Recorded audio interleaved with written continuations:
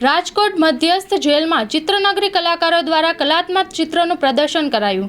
જેલની દિવાલોને અમારો એક ઉદ્દેશ્ય હતો, અમારા જેલોના વડા રાવ સાહેબ અને અમારા એસપી શ્રી શિવમ વર્મા સાહેબનું સતત પ્રેરણા રહેતી કે આપણે કંઈક નવું કરીએ અને કંઈક આપણી દિવાલોને બોલતી દિવાલો બનાવીએ તો એક કેદીને કંઈક સંદેશો આપે, કોઈક સામાજિક સંદેશો કે તમે કોઈ પણ કારણોસર જેલમાં આવી ગયા છો પણ તમે અહીંથી જ્યારે બહાર જાઓ તો એક સારા નાગરિક બની સમાજમાં પુનઃસ્થાપિત થાઓ અને પોતાના પરિવાર સાથે સારું જીવન જીવો, એવા ઉમદા ઉદ્દેશ્યથી આજે આ કાર્યક્રમ કરવામાં આવ્યો છે, જેમાં ચિત્રનગરીના આશરે 96 જેટલા કલાકારો આવ્યા છે અને ગ્લોબલ પેન્ટ્સે આ સમગ્ર કાર્યક્રમનું સ્પોન્સરશિપ કરી છે। આનંદની વાત એ છે કે કલાકારો પોતાના બ્રશ પણ પોતાના ખર્ચે લઈને આવ્યા છે અને રવિવાર જેવા સરસ મજાના દિવસનો આ સમાજ માટે એ લોકો દાન કરી રહ્યા છે પોતાના સમયનું, એટલે મધ્યસ્થ જેલ રાજકોટ વતી અમે એ લોકો બધાને ખૂબ આભાર માનીએ છીએ। Jitubhai Gotecha, managing trustee, Chitranagari. શું કહેશો, આજે મધ્યસ્થ જેલ ખાતે ચિત્રનગરીનું આયોજન કરવામાં આવ્યું છે? આજરોજ ચિત્રનગરીના 90 કલાકારો મધ્યસ્થ જેલમાં આવેલા છે, જેનો અમારો મુખ્ય ઉદ્દેશ કે સકારાત્મક વિચારો આવે કેદીઓમાં।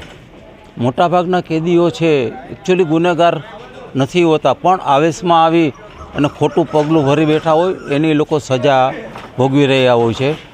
આવા કેદીઓના ચિત્રો જોઈ અને એક થાય કે નહીં, પહેલાંના જમાનામાં જે કહેવાતી જેલની કાળભીંટ દિવાલો, પણ હવે એવી દિવાલો નથી હોતા। જેલનું વાતાવરણ પણ પ્રમાણમાં આ લોકોનું સારું હોય છે, અલગ અલગ ઉદ્યોગો ચાલે છે, જમવાનું સારું હોય છે। એટલે આ વિચાર સાથે અમે કીધું કે રાજકોટ જેલમાં સરે અમારો સંપર્ક સાધ્યો અને એમણે વાત કરી કે આ રીતના ચિત્રો રાજકોટની મધ્યસ્થ જેલમાં બનાવવાના છે। અમે લોકો છે ને રાજકોટ મધ્યસ્થ જેલમાં બધાય ચિત્રનગરીના સભ્યો છે એ કેદીઓને સારા એવા મેસેજ મળે એના માટે થઈને ચિત્ર બનાવી રહ્યા છીએ। એના માટે થઈ અને અમે ડૉક્ટર અબ્દુલ કલામનું છે ને ચિત્ર બનાવ્યું છે કે ડૉક્ટર અબ્દુલ કલામ છે એ એવું વ્યક્તિ છે કે જેના સ્વભાવ, એનો જે કાર્ય છે એ લોકોને સારી શીખ આપી શકે છે। એના માટે થઈને અમે ડૉક્ટર અબ્દુલ કલામનું ચિત્ર બનાવ્યું છે અને ચિત્રનગરીના અલગ અલગ સભ્યો કેદીઓને સારા મેસેજ મળે એના માટે થઈ અને અલગ અલગ ચિત્ર બનાવી રહ્યા છે।